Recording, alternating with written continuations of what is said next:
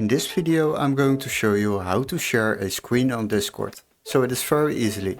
What you need to do is you need to go into a call or to have a video conversation. Now let's say we are in this call and as you can see I'm now in the voice call. So what I will do, I will go to the voice call and as you can see this is me. Now the next step is to go over here and here you will find share your screen. Click on that option. Now you can choose to share in the entire screen, to share devices or other things. For this one I will go to applications and just show the share screen option. Now I will share my screen and as you can see we have our screen over here and currently I'm sharing my screen. And this is how you share your screen on Discord.